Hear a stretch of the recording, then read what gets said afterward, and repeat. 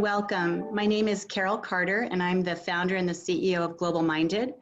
GlobalMindED is about creating a capable, diverse talent pipeline to get more women, people of color, underrepresented, first generation to college, and anyone who represents diversity into the education, economic mobility, and leadership pipeline. We're here in a very critical week, especially in the history of the United States, with COVID, a lot of racial injustices that have been generational for the African American community, police brutality, a lot of major incidences, and we're very glad that today this panel could come together around these kinds of trends and the ways in which we can chart a way forward where all people can succeed. So for those of you who aren't familiar, GlobalMindED has a number of different programs. We have an annual event every year. Kevin has worked with us the last several years. It's been a real honor to work with the ILO. And we typically have around 1,500 people in Denver. But this year, starting April 15th, we went virtual with our events that go through next Monday, June 15th. So we have an annual event. We have a program for first generation to college students who, before COVID, only 11% of them were graduating from colleges in the US. And we connect them to role models, mentors, internships, and jobs. We work with 15 of the historically Black colleges, minority serving institutions, and Hispanic serving institutions. And we also have inclusive leader awards across 14 industry sectors so that the people who are really, truly doing the hard work and setting the stage out there for diversity and inclusion can be as well known in our households as sports figures and movie stars. And we know that there can't be any equity really until those people are known and those people are models for everybody else across sectors. So without further ado, it's my pleasure to introduce Kevin Cassidy, who's our panel leader today. Kevin has over 33 years of international development experience. He is currently the director and representative to the Bretton Woods and multilateral organizations for the International Labor Organization, the ILO, Office for the United States. Prior to this appointment, Mr. Cassidy served as the Senior Communications and Economic and Social Affairs Officer for 11 years in the ILO Office for the United Nations, with additional responsibilities for partnerships in North America. During this time, Mr. Cassidy worked with member states to organize heads of state, government, and ministerial level events highlighting decent work, as well as introducing policy language on key development issues into the resolutions and outcome documents of the United Nations General Assembly, Third Committee, and the commissions of the Economic and Social Council. Kevin, welcome, and so glad to have you and your panel here with us today. Carol, thank you very much, and thank you to all of the panelists who are here with us. Really a wonderful collection of experts. This panel will be looking at the landscape of the COVID-19 and what policies and programs that states, companies, government agencies, and others in here around the world can enact to close the equity gap, allowing for dignity in work safety, respect, honor, fair wages, inclusivity, and respect for social justice for all.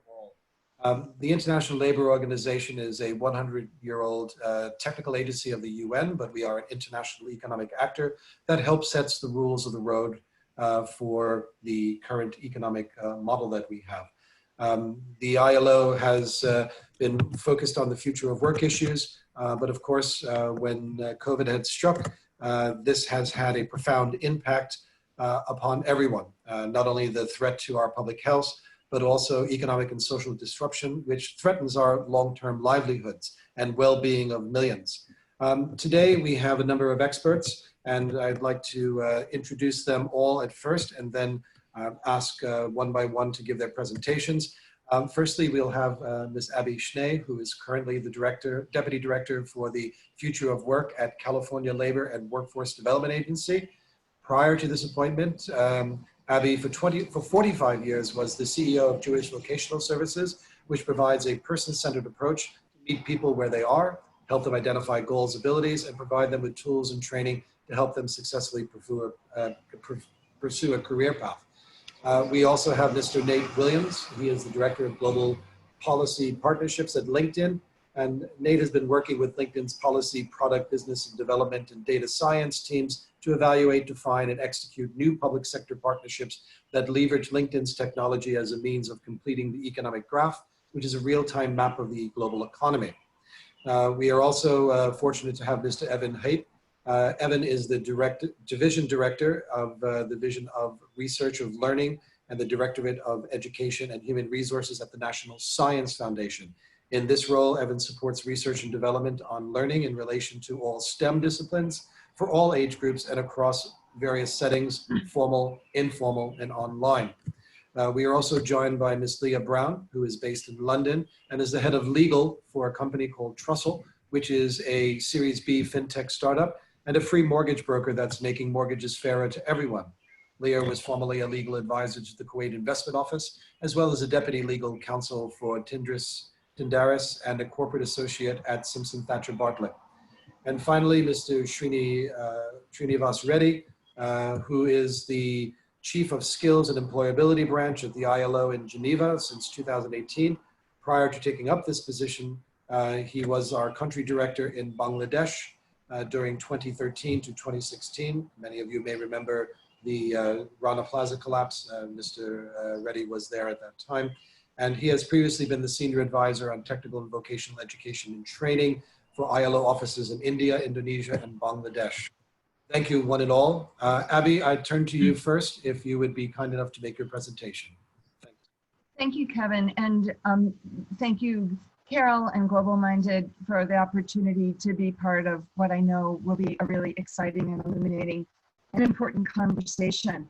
I would like to speak today about our work in California, both thinking about how we as a state recover in the wake of the COVID-19 pandemic, and also how we are looking at the future of work through the lens of equity and job quality.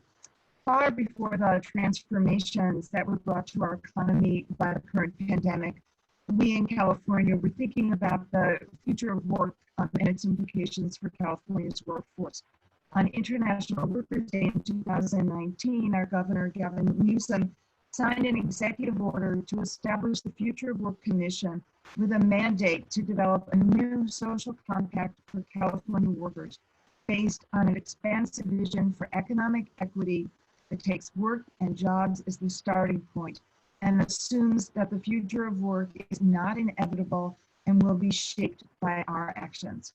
The commission, made up of business, labor, venture capital, educational institutions, government leaders, leaders of community-based and advocacy organizations, met monthly from September through April. When the pandemic hit, we put ourselves on pause. I'm looking forward to re-engaging, but through a series of sessions, of listening sessions, listening to groups of experts, workers from key sectors, we really set out on a learning agenda. We looked at the nature of technological change, of education, skills, and job quality for workers, issues around economic equity for workers, and the impact of needed changes in employment and labor law. We emerged with a set of broad recommendations, which are still pending. One is to really focus on quality jobs and to make California a leader in quality jobs, including the creation of a job quality index. We then want to create pathways to quality jobs through partnerships with large employers and our state's training and higher educational system so that we can really train people, and for creating new models for employee benefits, including portable benefits models. We also want to position California to be a leader in human compatible workplace. A leader in human compatible technology in the workplace by giving workers a voice in the development of workplace technology. When the pandemic hit, however, we really had to pivot. And in such a stark and dramatic way, the future is now. The businesses that have been forced to shutter and the workers across the state faced with furloughs, layoffs, or reductions in hours really have laid bare the inequity that has existed in our economy, and I would say in the economy nationally and worldwide. In California right now, we have over 5.5 million laid off workers who have successfully filed claims and probably several million others who either haven't successfully filed or are not eligible. And at the labor agency, we really quickly pivoted with our colleagues throughout the state to the question of recovery, really building on the long-term thinking on the future of work that we had done by the commission. Governor Newsom formed a large task force on jobs and a resilient economy, and the key question guiding the work of the task force and the 10 subcommittees contributing to that work really are, how do we reopen and recover in a way that does not reproduce or worsen inequality that plagued our economy prior to the pandemic? And a key question is the question of jobs, creating more jobs, more quality jobs, and the reemployment of our 5.5 million unemployed workers with equity at the center.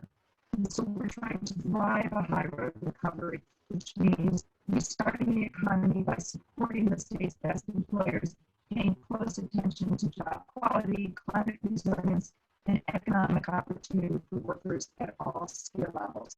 And we believe that this approach, done right, can be a powerful engine for economic recovery, assuring that investments made in California's recovery attend to the social, economic, and health interests of all Californians, and the production of high-quality jobs that drive us forward towards shared prosperity. We know that equity has to be a driving force for our recovery from the beginning. It has to be baked in and cannot be added later on. It must be a guided principle, and I'm pleased to say very deeply adopted by the governor and his team. I'd like to just share a few of the proposals we're thinking about. One is, as with dual goals of containing the contagion of COVID-19 and reemploying some of our state's laid off workers, we're working on building a community-based contact tracing workforce to really build an army of contact tracers who will come from the communities most affected by the virus, people from low-income communities, from Black and Brown communities, whom we, coming from other industries, whom we believe can be retrained to be very effective contact tracers, engaging in those difficult conversations with people who learn that they're COVID positive, on tracking down their contacts to really prevent further spread. We're looking at these jobs, which will be temporary, also as entrees into ongoing career pathways in public health and healthcare. We are also looking at those jobs that we know are essential, and looking at ways of improving the quality of those jobs, so that we're looking at a care force initiative, remembering that some technical issues. Remembering that care is such a critical part of any economy, with an aging population, with a 7 million person deficit in a direct care workforce. We're really looking at ways to improve the quality of those jobs, to increase training, and to lift up wages based on new training and new credentials.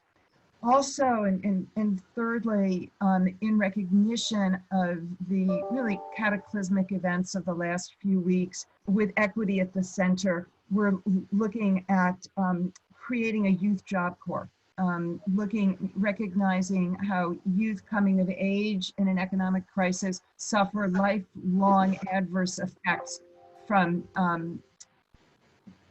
this time in the economy. Youth age 16 to 24 have the highest unemployment rates in the state, and our strategy is to create and leverage 500,000 new jobs focusing on sectors as broad as healthcare, technology, entertainment, and to really look at setting priorities for youth as the economy recovers, both through private employment.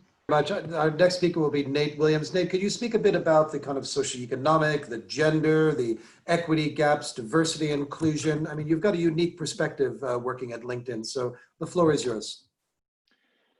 Thank you. Thank you, Kevin. Thank you, Carol. Very glad to be here with you all today, and hopefully the internet continues to function I had the ILO back screen up, and then I took it down. I thought it would be fun for everyone to see me as I am here in my bedroom office with the occasional kid running around in the background. That's life these days. So in the spirit of being honest, open, transparent, authentic, this is my office. I want to talk a little bit about LinkedIn. I'll start by making a contrast in some of the research and the platform. LinkedIn is a consumer internet platform, and some of you on the call may be familiar with it, have a profile, and have used it. So we'll get into that in just a little while. I also want to talk about the research capabilities that we have at LinkedIn, because the way that we partner with institutions like ILO and GlobalMindED is by looking at the data that flows downstream from member engagement. And when you aggregate many different millions of member interactions, you can come up with information that can speak to equality gaps, network gaps, gender gaps, and so on. And so we'll bifurcate the conversation into those two things. But let me say at the outset, LinkedIn, our vision as a company is to create economic opportunity. And so we're highly interested in being part of this conversation, because the idea of unequal opportunity is one that is directly opposite to what we want to accomplish as a company. And it's often said, I'm not sure if this is something we came up with, it may be something that came from outside of LinkedIn, but we believe that the talent is distributed equally across populations, across geographies, across genders, across races, ethnicities, and so on. However, opportunity is not. So there is an opportunity gap that we have to close as a company if we're going to be successful in accomplishing our vision. And that's not just, for us, it's not corporate social responsibility, although it would be fine if it were, but it gets to really the heart of our business model, which is a members first business model. If LinkedIn can provide opportunity for its members, then members will join LinkedIn. And because we're a network, that puts us in the place where the network effect can kick in. And the network effect I'm describing is that for every additional member that joins LinkedIn, the more valuable the platform becomes for others who are also on it. So that network effect is really critical to our business. Delivering opportunity for our members is hugely important for making sure that the network itself is healthy. So that's the vision: create economic opportunity for our membership. Now, the way that we go about it, first is we build a platform. We build a platform where individuals can connect one with another. We call them members, but being a member on LinkedIn, as many of you will know, doesn't mean that you have to pay LinkedIn money. We provide the experience for free for 99% of our members. The vast majority don't pay LinkedIn a subscription fee to be on the platform. So we build this platform where members can connect, but not just members. If you've been on the LinkedIn platform, you'll also notice that we have companies that have a profile. Those companies can post jobs on LinkedIn. So we have tens of millions of companies posting tens of millions of jobs on LinkedIn. And we also have schools. So education institutions can have an identity on LinkedIn. We have learning courses on LinkedIn. And the way that this is all supposed to come together for the member, and the way that we're supposed to create economic opportunity, is that members can connect to the jobs that they want. If they're not qualified for the jobs that they want, they can see the skills that they need in order to be qualified for the jobs that they want. And if they don't have those skills, then they can go and they can find education institutions that can provide the skills. And if they need help along the way, if they want to model what success would look like in a given occupation or career path, then they can connect with other professionals that can guide them along the way. So everything that is built on the platform is built around the member with the intention of creating economic opportunity for that individual. And so we'll get into that a little bit further, talking about how we think we can identify and bridge gaps on LinkedIn as a platform. But let me also now speak to the research capabilities of LinkedIn. And this is work that my team does. I'm part of the public policy group at LinkedIn. We work very closely with the team of data scientists as well. And you may be asking yourself, what does public policy have to do with data science? Those are very distinct disciplines in most organizations. This is why they're close at LinkedIn. When you think about the hundreds of millions of members, we have close to 700 million, I think it's 690 million members on the platform right now. Even simple changes that they make on the platform, think of a location change, think of a geography change. You go into your platform and you say, I used to work in Los Angeles, now I work in Pensacola, Florida, just for example. When you aggregate those changes up in a network that has hundreds of millions of different members on it, then you can actually model geographic flows in real time. So you can figure out on a net basis, are more people moving to LA from Pensacola or from LA to Pensacola? And that sounds very, very minor, but it's one example. And if you can then cut that migration by skill or by industry or by occupation, then you start to get into a very rich data set that can indicate whether people are finding opportunity and whether the people that find opportunity are in some way limited. We can cut by gender. In fact, one example I'll give here, we worked with the World Economic Forum to study whether women are acquiring skills for in-demand jobs at the same rate as men. And there were skills skewed towards more tech-centric skills, because tech skills, digital skills are driving a lot of growth in the economy right now. And we found that the rate of skill acquisition was similar, which is the good news. We found that the overall base of skills, body of skills across genders is unequal. And so if you start off with the same base of human capital, male, female, and the rate of skill acquisition is the same, then all you can see is a skills gap, a gender gap that perpetuates basically into infinity. I think we actually concluded in that study that the gender gap between men and women would be closed at a natural rate of skill acquisition in 100 years or something like that.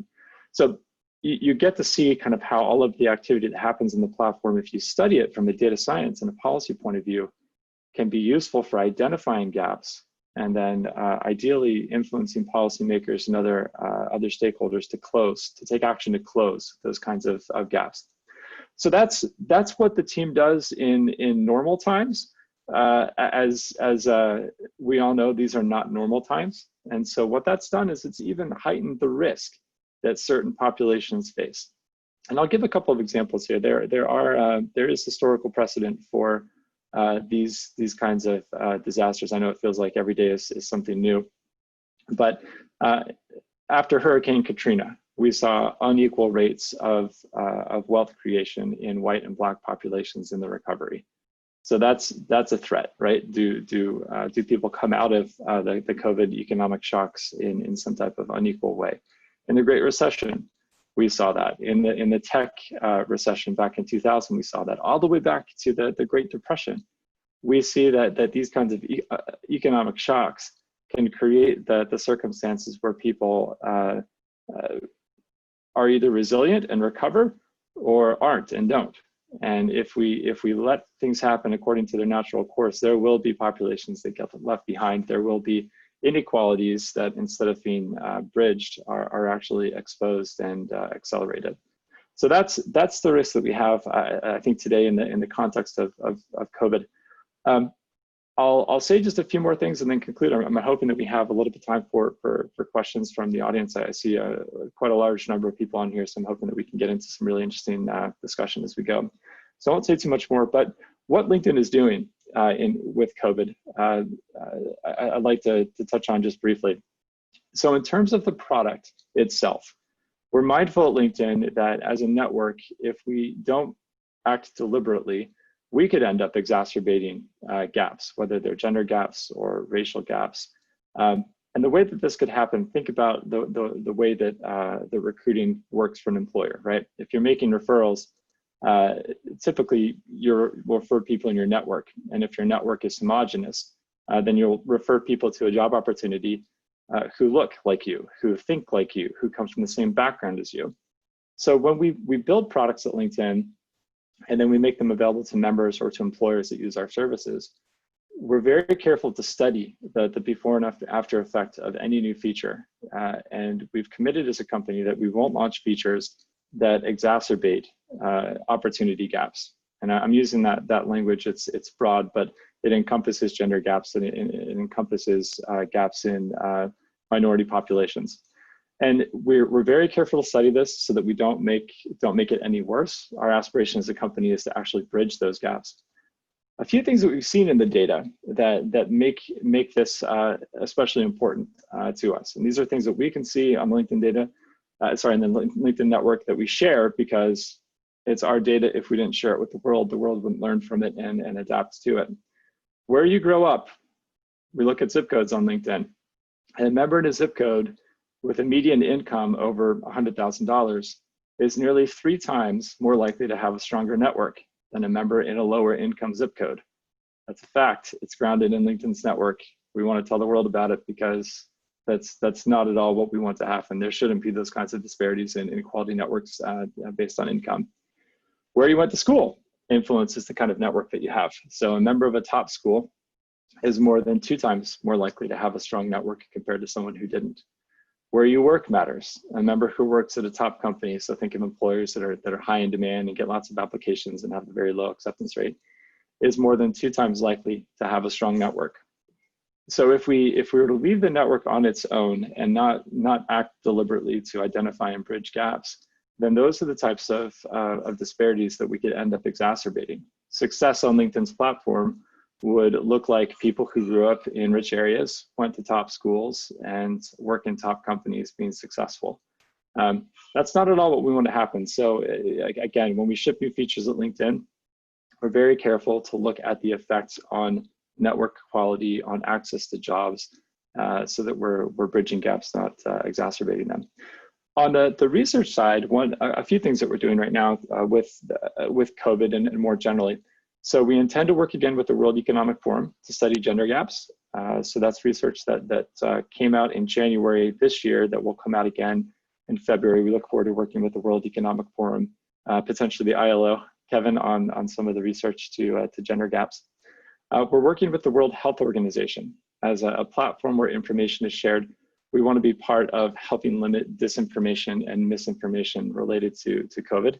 The rate of COVID incidence, as I think many of us know, is different in white and Black populations. And so to the extent that we can get accurate information about healthcare out on LinkedIn and take down dangerous misinformation, we will be helping to bridge those gaps in the incidence of COVID. And when I say misinformation, I'm talking about someone posting on LinkedIn that you should drink bleach to cure yourself of COVID-19. We have a process that we've worked out internally and in partnership with organizations like the World Health Organization to flag that type of misinformation and get it down before it can be seen on our platform. We're working also across industry on this. There's a working group that we're part of with other companies that offer a platform for information sharing. So think of Twitter, think of YouTube, think of Facebook. So it takes all actors in this type of tech community to make a dent in that problem. And then one last thing that we're doing, you may have seen some research come out. Actually, I'm flattering myself. I'm almost positive no one saw it because it came out this morning in Europe. We worked with the McKinsey Global Institute to look at career pathways. And the idea here is to help members find pathways that are available to them, that they already have the skills for. So someone who works as an office assistant has the skills to be in a different role, could be an office manager type role. The threat post-COVID is that more businesses decide to automate positions instead of bringing employees back. And in the case where the workforce sees more automation, workers who have a certain set of skills will need to take those skills and transfer them into new occupations that aren't as susceptible to automation and are growing. And that's the nature of the research that we just released this morning with the McKinsey Global Institute. It's how to help workers identify skill-based career pathways so they can navigate their careers better. So I'll leave it there, but Kevin, again, thanks for the prompts. This is a great forum. I'm glad we're talking about these things. And if there's anything that I can respond to as from LinkedIn, I'm happy to do it. Nate, thank you very much. And I'm happy to say that everyone but one, and I won't say who, are members of LinkedIn. So we'll leave it at that. Evan, you're up next. Really, I'd love to hear about how NSF and your work in particular preparing the next generation of STEM professionals and increasing technological and scientific literacy across America in all categories, races, creeds, and age groups. So Evan, the floor is yours, sir. Okay, well, thank you very much for this opportunity to be part of this panel on all of these important topics. In this time of conflict and hurting and loss, I hope to bring a somewhat optimistic message about the future. I'm going to be talking about the work of the National Science Foundation, NSF, in the US. And for those of us at NSF, it's always helpful to remind ourselves that not everyone is familiar with what is a medium-sized independent federal agency. So my goal today is really to give you an overview of NSF with a focus on our efforts related to broadening participation and diversity, education, and the workforce. Now, NSF was created in 1950 to promote the progress of science and also to advance the national health, prosperity, and welfare. In other words, from the beginning, there's been a dual mission. Another way of thinking about this dual mission is that from its creation, NSF has supported both scientific research but also people, with a focus on career development and science education. Now, most of NSF's budget goes towards funding grants on a competitive basis. These grants can be to universities, nonprofits, and also small businesses. They're mostly for research projects, but there's also funding for scholarships and fellowships. Now, what you may not know is that each proposal submitted to NSF is reviewed according to two criteria. The first criterion is intellectual merit, which is contribution to a scientific field. But the second criterion is what we call broader impacts, which is contribution to societal goals. Every NSF funded grant is expected to contribute to societal goals. Since we're using taxpayer money, your taxpayer money, it is so important that every project has both contributions. Let me say a bit more about broader impacts. One such impact is broadening participation of underrepresented groups in science, including women, African Americans, Hispanics, American Indians, Alaska Natives, Native Hawaiians, Native Pacific Islanders, persons with disabilities, English language learners, and persons from economically disadvantaged backgrounds. Other broader impacts include building infrastructure and enhancing the public understanding of science and informing policy. Now, as Kevin mentioned, I work in the Education and Human Resources Directorate at NSF. We have about 30 programs in this directorate, and you will be happy to learn. I'm not going to tell you about all 30 of them today, but I'm going to tell you about one of them, which is called CS for All, Computer Science for All. This is a research and development program to enhance computer science teaching and learning at the K-12 level. We believe that computer science education opportunities are crucial to participation in the current and future economy. Now, every grant from CS for All must address underrepresentation in computing, and the word must is in boldface. I don't know if you could get that from my tone of voice, but that is crucial. To give you an example, one recent grant to NC State University supports partnerships with school districts in North Carolina cities. These are school districts with high African American or Latinx enrollment. The focus is on middle schools, providing equitable access to computer science lessons that are embedded within math and science classes. You may ask why the focus on middle school. This is a critical age for building engagement, interest, and identity in science. Middle school prepares for high school, college, and jobs of the future. Again, our approach at NSF is optimistic and forward-looking. Other efforts at NSF are more directly addressing the future workplace. In fact, we have a major funding program that is called Future of Work at the Human Technology Frontier. This funds what we call convergent research projects. Namely, these must be highly interdisciplinary projects involving not only engineers and computer scientists, but also social scientists and education researchers.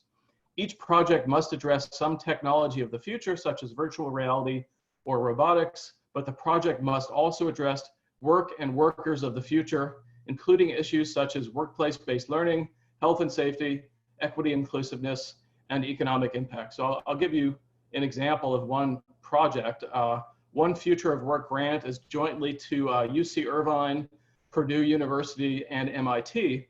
It addresses collaboration between human workers and robots in factories. The idea is that this can be done in a way to promote safety and productivity. Part of the approach is to develop technology such as virtual reality, but this takes place in the context of labor market analyses and looking at effects on wages. The project also addresses pre-skilling by providing training for young people in underrepresented groups who have had less access to higher paying jobs. The project involves a nice set of partnerships with international manufacturing companies and local community groups. The advisory board itself for this project includes young people from these underrepresented groups. Now, finally, I'd like to give you a glimpse into the most current work and most current discussions at NSF. I would say that the words inequity and inequality are increasingly part of the conversation alongside the term broadening participation that I've been using. This reflects the amplified inequalities that we are seeing during this time of COVID-19 and unrest. With regard to COVID-19, NSF is now investing in research on learning and on learning loss during the time of this pandemic at the high school, undergraduate, and graduate levels. There is a focus on inequalities in educational access and outcomes across digital and demographic divides, including divides of race and ethnicity, economic capacity, and social inclusion. Now, I will conclude by reading excerpts from a statement released this week by the National Science Board, the NSB, which is NSF's governing body. The members of the NSB are deeply saddened by the senseless killing of George Floyd and the pain and suffering to his family.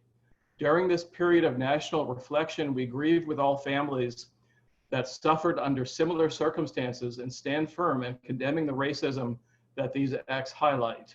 We recognize that racism is persistent, including in the science and engineering environment, and that inequities continue to limit the participation and the potential of Black people. NSB is convinced that diversity, equity, and inclusion are essential to our country's health, security, and prosperity. Progress in creating a diverse and inclusive science and engineering enterprise has not kept pace with demographic trends or with the increasing centrality of science and engineering to our economy and job opportunities. Although increasing numbers of Black people have obtained degrees and occupations in STEM, they are still woefully underrepresented. We strongly call for increased inclusion of Black people in science and engineering at all levels, from the classroom to the research lab to the boardroom, with opportunities to participate, lead, and thrive. We will act intentionally to remove barriers and ensure that the U.S. science and engineering environment is one in which all are respected and valued. And as an employee of NSF, I'm proud to be associated with those remarks. Kevin, thank you very much. Really appreciate those insights and certainly from leadership, that commitment. Leah, you're sitting in London, you're a lawyer. What is your perspective on these issues that we're addressing here? The floor is yours. Well, thank you very much, Kevin, for having me, and Carol for all the work that you've put in behind the scenes to make this possible. I am responsible for the legal function in a fintech in London. I joined the now 100% remote business mid-COVID, and it's certainly been challenging. I hosted a roundtable Q&A last week at work entitled Bridging the Cultural Gap. And there was no one else in senior leadership who was able to authoritatively lead the charge. So being a person of color and a female adds to the isolation felt by any leader. You know that everyone is watching you, hoping you don't get it wrong or potentially cause any problems. And so I'm persevering for the people coming up behind me, the future leaders who need an example and who need mentoring now. And I thought that the best way to kind of give evidence to the existence and continuing existence of the gap would be to tell my story. And I think it is always easy to assume that people's stories take the path of least resistance. And certainly being a lawyer in London, it could be easy to assume how I got there. But actually, I grew up to 2 American parents in the United Kingdom. I actually attended 11 different schools in 2 countries. I was an early high school student, so I was applying to university when I was 15 in my senior year. And I actually ended up moving back to England to go back to school. Whilst I was there, I had a tutor who told me that I was never going to be good at anything other than playing my violin, so I shouldn't pursue any academic courses of study. And I'd do myself a disservice if I said that that didn't affect me. However, it did in the sense that I then went on to pursue said academic course of study in a way that perhaps was more driven than it would have been otherwise. Having completed a philosophy and politics degree, I decided to become a lawyer, and I got into law school, but I had no money, and I wasn't sure how I was going to pay for this course that I had acquired the opportunity to pursue a career from. And so I scrabbled around to get various scholarships. I then went on to do my bar exams, having received further scholarships. And I thought, okay, this is the road to the future. But it wasn't. It wasn't quite, because there were more obstacles that still needed to be overcome. I had sent my CV to a head of chambers, and I had asked for a meeting with him to perhaps evidence what my chances were of success. And I knocked on his door, and I opened the door, and he said, "Oh, from your CV, you are not anything like what I was expecting." I took it on the chin, and I continued in the conversation, thinking perhaps this was an isolated incident. But in fact, it wasn't. Everything from trying to secure a job at a Magic Circle law firm to, in fact, throughout my career, there have been various instances where it has been evidence that the playing field isn't fair, and that people do not necessarily see a person of color in the same way that they see themselves. And so I think what I really wanted to say is that as an individual, we have to get to a point where we are willing to embrace uncomfortable truths, that reality that somebody doesn't want what we're offering, or somebody thinks that because we are different than what they think they need, we are not welcome. And I think what I would say to the generation coming up now, our future leaders, is you are different, but you are also enough. You are valuable, and what you bring to the table matters. You may be different, but an entrepreneurial workforce is not going to succeed without diversity. I think one of the things that we really struggle with is assuming that people have to understand our experience to be able to give us opportunities. And I think in order to move forwards, in order to take that resilience that we are learning in the current landscape, we have to stop expecting people to understand, and we need to just do our own thing. And I think part of that means that we have an obligation to ourselves to find direction, to speak to people who can help us to cultivate that direction so that we can move forwards. And I think what Kevin was saying earlier, networking is so important, and it's amazing to be part of a group like GlobalMindED, where there are so many opportunities available to you that you would not otherwise have, because there are people, many, many people in professional working environments who want to see you succeed. They don't even know your name, they've never seen your face, but we have your back. And I think despite everything that I experienced to get to this point in my career, and I wouldn't say that I'm at the top per se, but I've certainly done a lot of clambering to get to where I am. I think now it's so important to take what I've learned and what I've seen to make a difference, to make an impact. And I think practically that looks like influencing recruitment. That looks like educating your workforce. That looks like being flexible and not forcing your ideas on other people.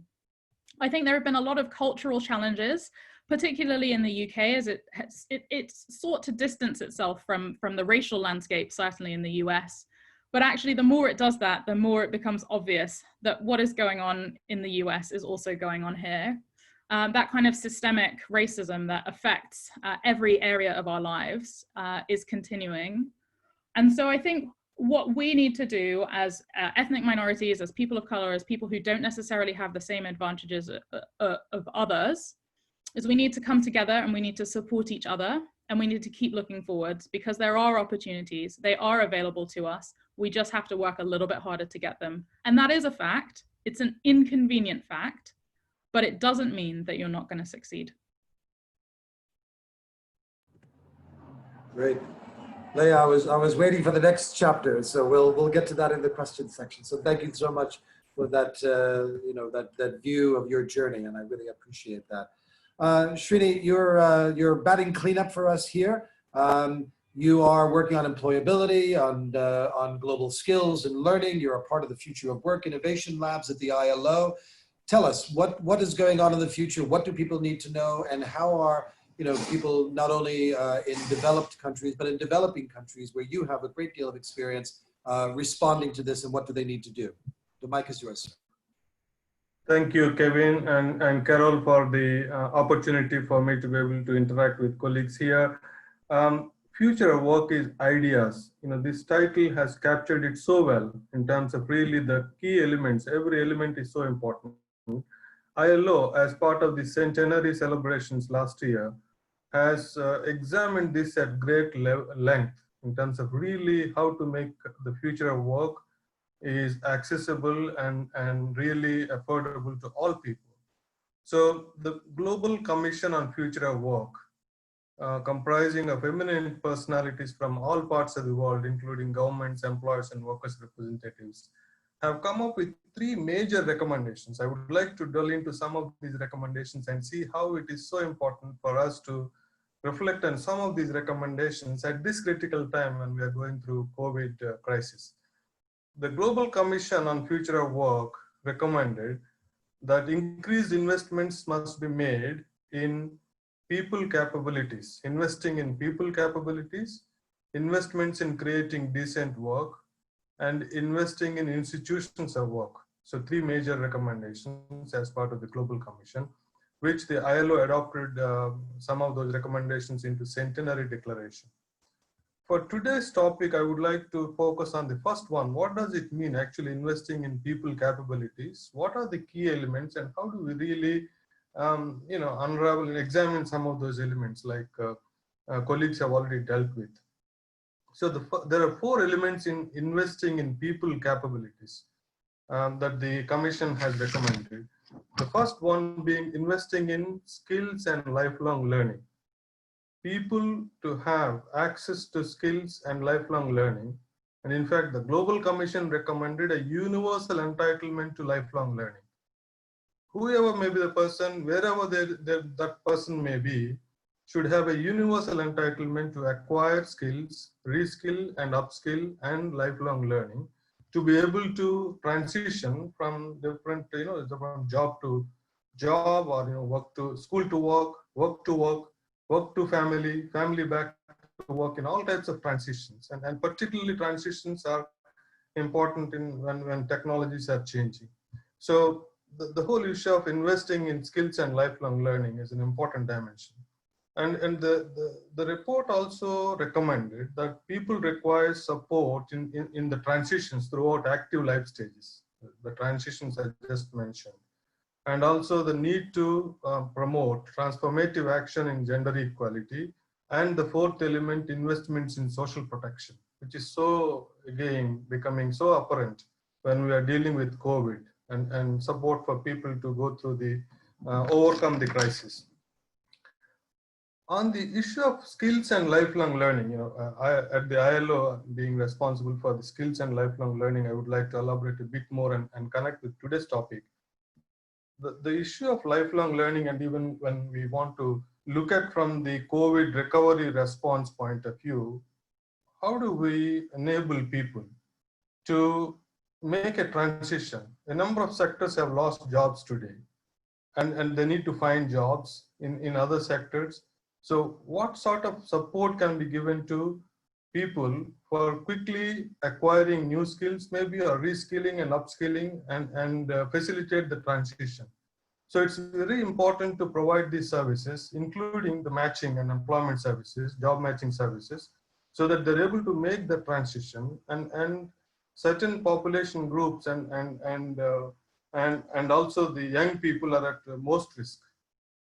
They have multiple effects of the COVID. What we are also seeing from a skills and lifelong learning perspective, the colleague from LinkedIn captured it very well.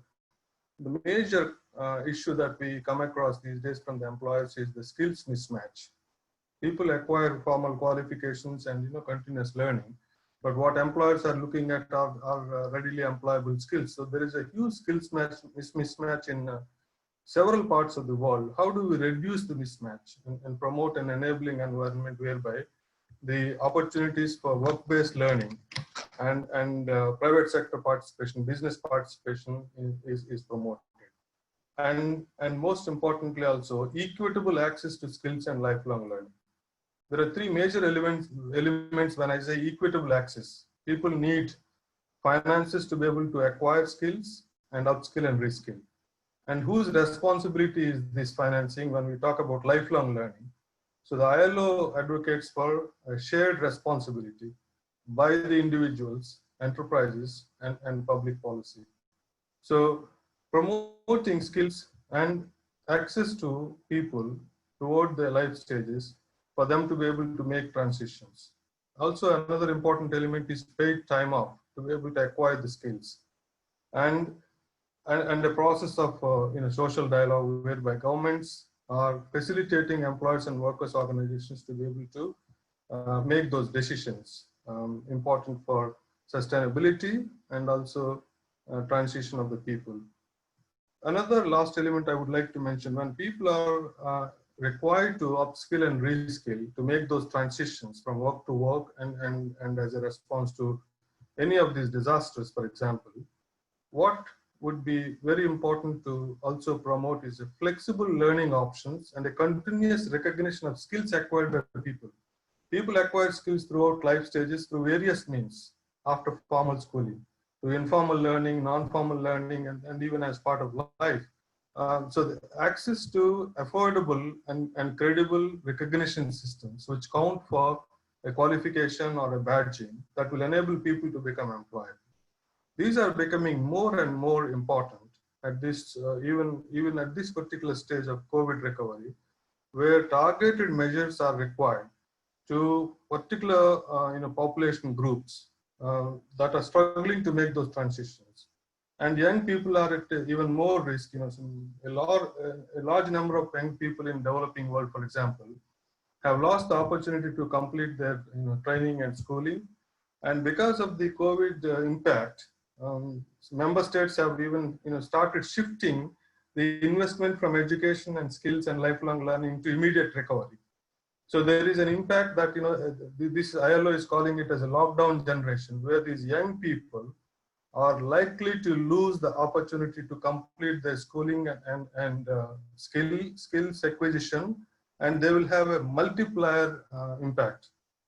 So that is going to have a long-lasting impact unless targeted measures are initiated and taken to support those people who to be able to acquire access a decent work. So that's where I would like to stop, Kevin. Thank you. Kevin, do you mind if I just make a quick comment? So I know that in 2019, you all published the Future of Work report. Many people that are on this panel are involved in that. The GlobalMindED conference theme for this year was, months ago, 8 months ago, the future of work is diverse and inclusive, because we figure if you don't start defining it, it's not going to look like that if you just say generally future of work. In the last 3 weeks, we realized we have to say the future of work is diverse, inclusive, just, and equitable. And we should add on there, and can be healthy. So I think if we can really think intentionally about the words that we're using and how we use those words to call people forward to higher actions than what we've gone, generationally around the same kinds of tracks that haven't gotten us further, I think we'll be able to get there, but we've got to really intentionally start using those words, in our tech companies, in the health companies, in institutes of higher education, in government, in all these places where women and people of color are not there. And I did go to Davos in January, and there weren't very many women or people of color. And that has to change, and we have to ask corporations to send different kinds of people to represent the populations that we're seeking. So just want to put that as a footnote, Kevin, and back to you.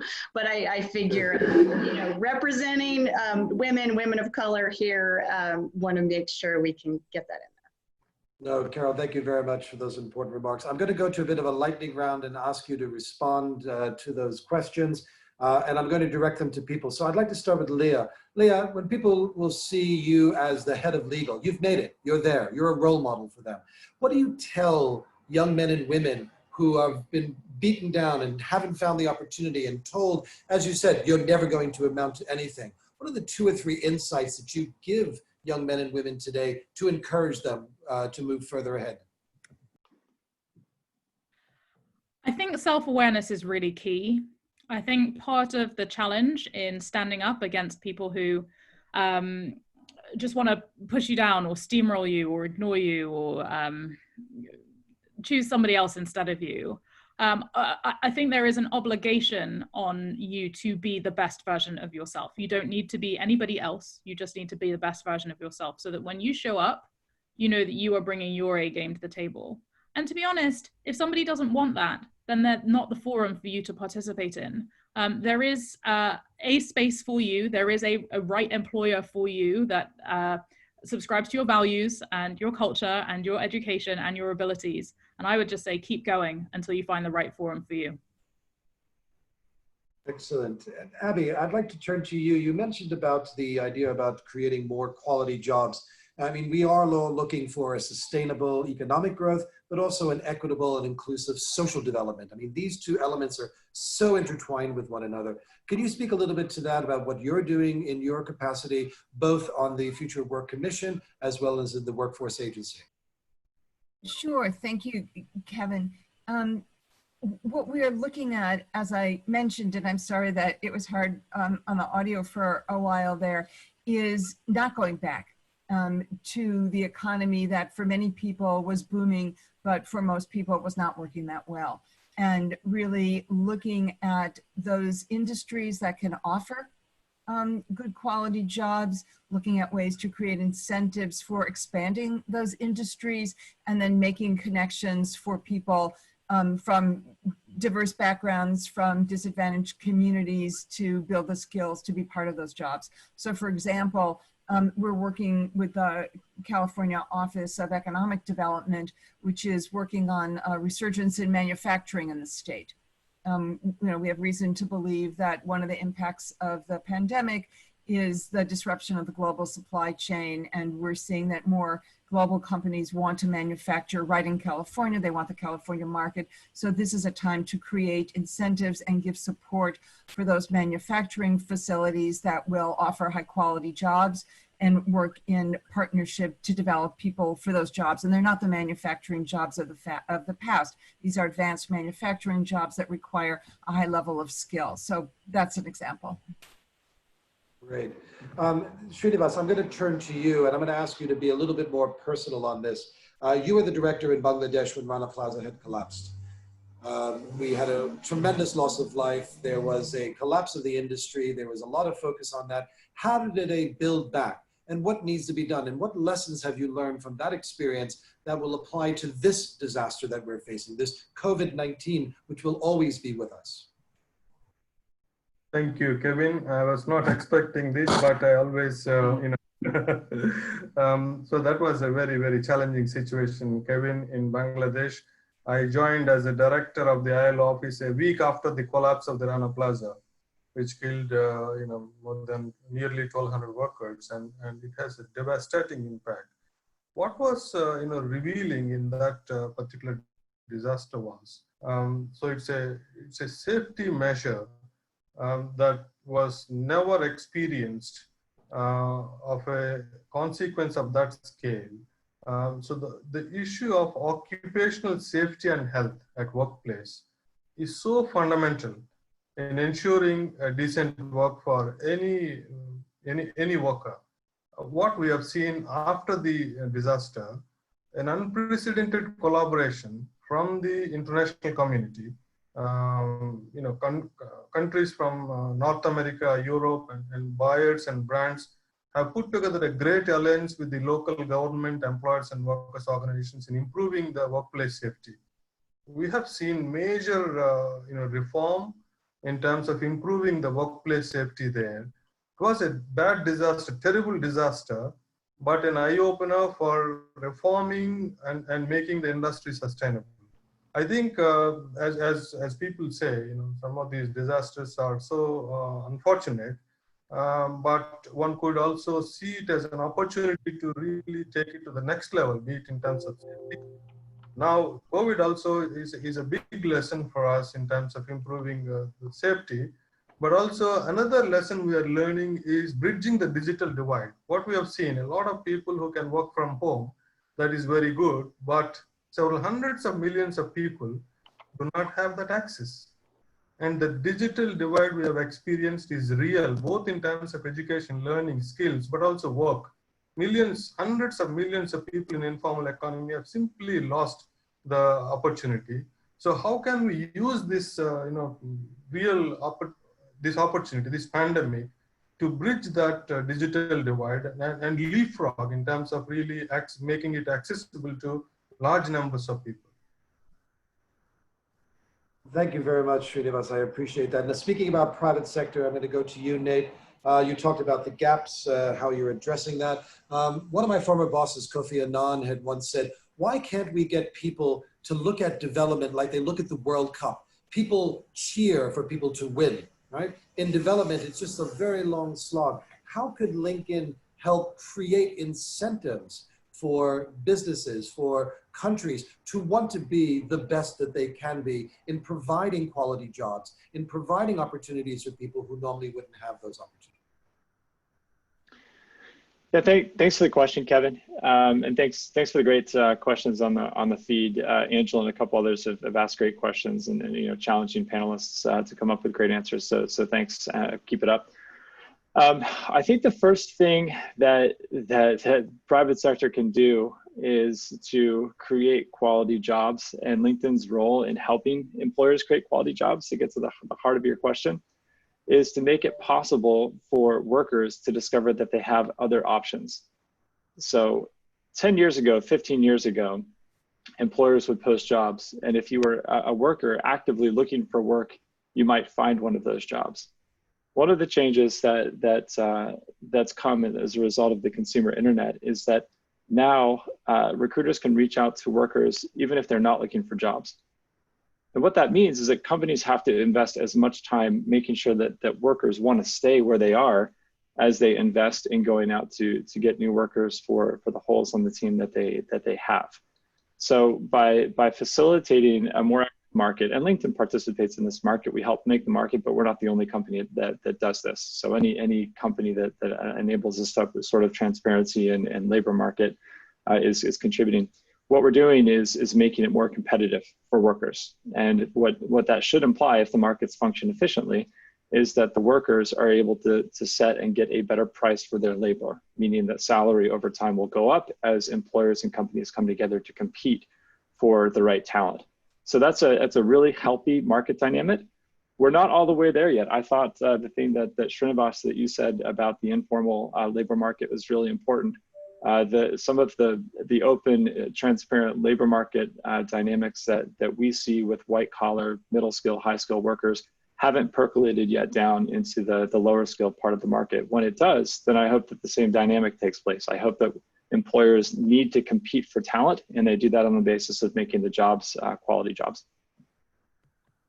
Thank you very much. Evan, I'm going to turn to you on the science front. I always enjoy speaking to scientists, and I'm looking at why scientists think of the long term. Most of the scientists I speak to don't see that the work they're going to do is going to happen today, but they're instilled with this belief, with this structure to say, I'm a part of a larger process that's going to get us to the next level. How does the work that you're doing and that NSF is promoting, how does that encourage people to think larger than themselves, larger than their community, and then on that higher level? So sorry to give you a very big question, but I'm really curious to what you have to.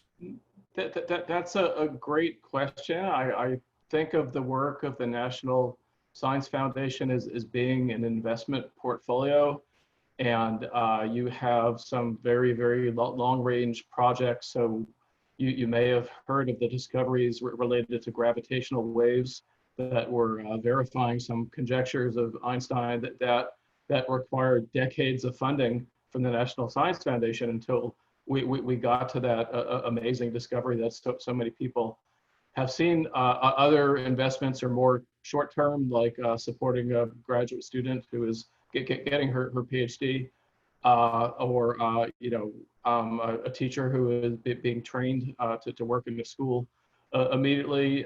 It is a diverse portfolio. We also encourage researchers to communicate with each other.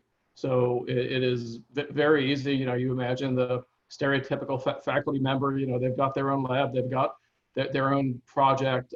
That's wonderful, but we encourage researchers to work with each other. We're increasingly set up opportunities for researchers to talk with industry, talk with community members. We're building incentives into our funding programs to do things like that as well. And these are some ways I think collectively we're supporting the big picture, but at the same time, we're trying to support individual researchers and stakeholders as they engage the big picture. Carol, if you will allow me to, I know we're running out of time here. I wonder if I can just go to people and pull up a small little ad lib. I think those who may know it from the earlier days, that I'll give you a start and I want you to finish that, right? So the idea is the big message. So you will be relaxed when you see what's happening in society from your perspective. So we'll know that we've reached the goal of closing the equity gap when I see. Leah, the floor is yours. That's a great question. I think we will know that when systemic change is achieved, when people feel like they are being heard and when people feel like they are valued, when tokenism is not an acceptable response, and when change is evidenced. Evan, over to you. Well, I would agree with Leah's remarks, and I would like to see hard data about inclusion. We put a lot of effort into measuring inclusion and education in the workforce. There's a real personal and subjective element to this, but I think we need to set objective goals, and we need to keep after them relentlessly. Abby? Well, we will know that we've made progress when the zip code in which a child is born does not determine his or her well-being and future earnings. Very good. Nate? It's a great question. I said before, we believe that talent is equal, opportunity is not, or distributed equally. I think I'd need to see opportunity being distributed such that the local makeup of a labor market looks exactly like the demographic. You have an equal number of people in every single job from the CEO on down. Great. And Srinivas, your final word, sir? Thank you. So it will be an ambition when people have universal access and entitlement to education, skills, and lifelong learning, that will enable them to pursue whatever they like. Great. Carol, thank you very much for allowing me to moderate this session. Over to you, please. Thank you, Kevin. And I will just say from my perspective, the answer to that question is when we can look at this time that we're in right now as a virtual,